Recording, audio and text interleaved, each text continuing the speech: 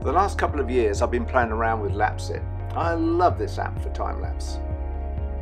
Hi, Nigel Harper here. Today I'm having a look at Lapse It, which I found to be a really terrific app for time-lapse, especially on the iPhone 6 Plus, which I'm using here. But you can use on any smart-ass phone of your choice, of course. Okay, you can get this app for free, but to be honest, you need to spend the £1.99p, and then you get the full version of it, and it's incredibly versatile. So okay, let's have a look at the settings. This is where you'll need to set it up in the first instance for it to perform and record the way you want it to. So you can see here, frame interval. I usually find that 1 frame every 2 seconds is great for a lot of average scenes, but it really depends on what you're filming, whether it's people, sunsets, clouds, whatever. So you can adjust the interval for that. Okay, so now I'm fiddling around with and I've just hit 12 seconds. I really want to set just 2 seconds. That is 1 frame every 2 seconds. But I'm doing this right-handed, I'm left-handed. Got it anyway. So 1 frame every 2 seconds is currently set. So now we're going to take a look at the the time scale. That's the time scale and the interval between frames. And that really depends on the subject you're filming and how long you want the actual process to last. Anyway, this parameter will be used in conjunction with capture interval to determine the interval between each picture taken. Setting the limit mode means that you can also limit the length of your time lapse by time, by frames, or by user, which means it'll stop either when you press the stop button or when the battery goes flat. Next up is the initial delay in milliseconds, set to 500 by default. And then we have resolution. I have mine set at 1080p currently, but you can use full sensor, which I would imagine gives even better quality, and lesser resolutions of 720p and 480p too. But I would always keep it high. You can always reduce it later in software anyway. And really, at the end of the day, if it's worth shooting the best quality that you can capture it in, obviously. Unless, of course, you really want to upload your project straight away to social media, then capturing it in a lower resolution like 480p would be absolutely fine. Of course, higher resolutions like 1080p use a lot more data, so it's a good idea to have a phone with at least 64 GB. Anyway, next up we have the brightness level you can set for the display. You really want that fairly low. 25% is set as default. The higher you have that, the more battery life it'll quickly consume. So take it down to a fairly low level, or even turn it off altogether, because as soon as you touch the screen anyway, up it comes. Finally, well almost finally, the encoder. Now you can output at MP4 or MOV. No difference in quality, other than the quality itself, the rendering quality. I'd always go very high. You can always reduce it in software later. And unless you really want to email a low-res copy to a friend, if you have any friends that is, I would stick with high quality, period. 24 frames per second is the typical cinema speed, but you could set it to 30 frames per second or 50 for playback. But if you set it for, say, as fast as 50 frames per second, you need to think about the time interval with your actual time lapse, because otherwise you'll be speeding up even more. Okay. And as you'll see, there's a whole raft of other settings information there as well. Anyway, let's try a capture. Okay, pressing that capture button opens up this screen. You'll see I have a grid mark there. That helps with alignment or keeping the camera phone level.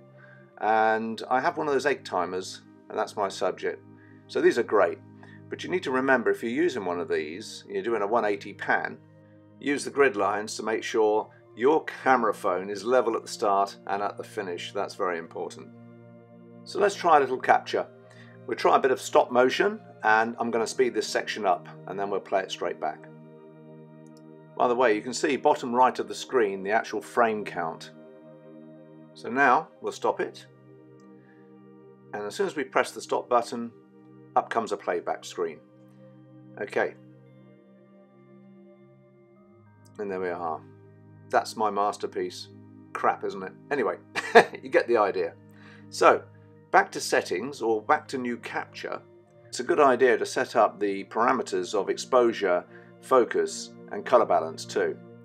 So touching this button brings up a display. First up is exposure. Best to leave that on dynamic. If the light is at all variable, i.e. sun going behind clouds and so on, I would leave it on dynamic. However, if it's a nice clear, consistent light, blue sky day, then maybe you want to slide it along to locked. And that's really because if anything passed in front of the lens during the exposure, especially anything very dark, that could cause an increase in exposure, which again then would create a bit of a flash, and you really don't want flashing frames, do you? Slide the button along to locked and then you're in manual mode. From here then you can vary it according to the brightness of the scene in front of you. And you can see the shutter speed go up and down as the exposure varies as well, which is quite useful. And slower shutter speeds tend to produce smoother results as well. The ISO speed can be adjusted too, but I would tend to leave that at its lowest setting, just to avoid excessive noise from the sensor in low light. But of course in low light you won't be able to avoid that anyway. Next up we have focus. Now you definitely want to keep this locked, having of course first set the focus. Then once you've done that, yep, definitely keep it locked, because if anything passes in front, it will hunt, the lens will tend to hunt and it'll pull in and out of focus, which is very distracting. Finally we have, well almost finally, we have white balance. If it's a very bright sunny day, you won't have too much trouble. The camera will almost certainly sort out a nice pleasant colour for you that looks natural. However, if it's a very grey overcast day, then you could be a bit on the green side, maybe a bit on the magenta side. But even on a bright sunny day, if you're in the shadows, it could be excessively blue. Then you can just simply warm it up. Now look, we're in a zoom setting now. You can zoom in, but I'd completely forget it. It's using less of the sensor when you do, therefore more noise. Waste of time, do it in software. There is one more setting, and that allows you to turn off the sound of the shutter, turn off the flash. Well, yeah, you keep that off. And finally, the grid. If you don't want that grid that helps you align, then you can cut that off as well. In project preview mode, you'll see that notice at the bottom says flip to portrait mode for more options. So having viewed your masterpiece, flick it over. Well, we'll do that later. Let's go to the gallery now. And here in the gallery, you can scroll through all your Lapse It and decide which one you want to render out. Actually, all these you're seeing now I'm scrolling through, I've rendered some time ago and haven't taken off the phone as yet. But you can go straight out to iTunes or to your camera roll, which is what I tend to do, prior to uploading to the computer. So within the gallery, let's click on one of the projects. Now notice when I click on that, you'll see flip to portrait mode for more options, and you need to do this to actually start the rendering process. So having flipped the phone over, you're now presented with several options to aid with the render process. So from left to right, we have info, trim, effects, music, and then render itself, of course. And you'll see now with all the extra information on the screen that this particular project lapsed to 2 minutes 18 seconds at 24 frames per second, which meant capturing 3,329 frames in 55 minutes and 47 seconds at 1080p with a file size of very nearly 4 GB of data. And there's a whole shed load of information on here. You can loop the preview, invert playback, timestamp overlay, square mode, rotate project, adjust duration, make coffee. And as you go across the top icons, you could add music. I think you do that later, but if you want to send it to a friend, again, if you have any friends, you send it to a friend. You could add some music and then just send it via social media. Effects, you can add all sorts of jazzy effects, alter the color, etc., etc. with the middle button. To the left of that is trim. You can actually edit, shorten, trim one end or the other or both. So, options are plenty, I guess.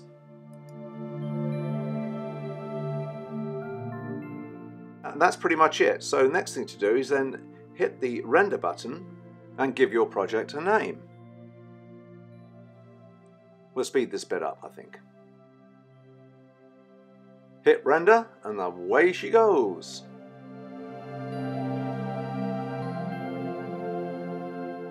Now this will take some time, as you can see. So next we'll go to the camera roll. On the home page I hit Photos button, then go into the camera roll, and then just scroll down to find the clip, and there it is. It's as simple as that. Okay, so you press play, and then you can see a lapse that I did a while back, attempting to fit a replacement fence panel. This was quite fun. Now let's see some videos I've produced using Lapse It. Yeah, that's me, sadly.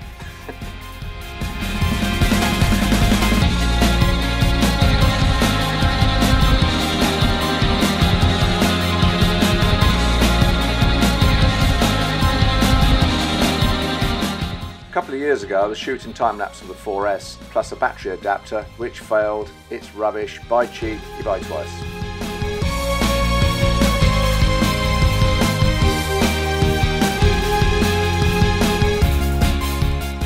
With the exposure set in manual, guess what happened? Yeah, it starts to brighten up. Should have used dynamic.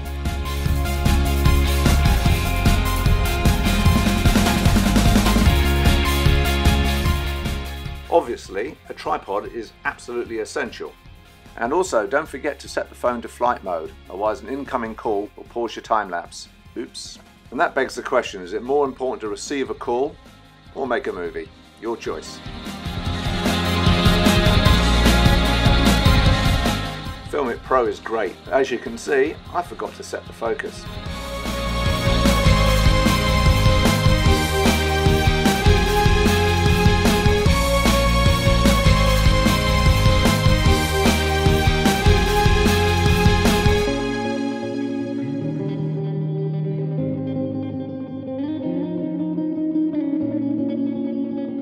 That's it, folks. Hope you found it useful. Thanks for watching, and bye for now.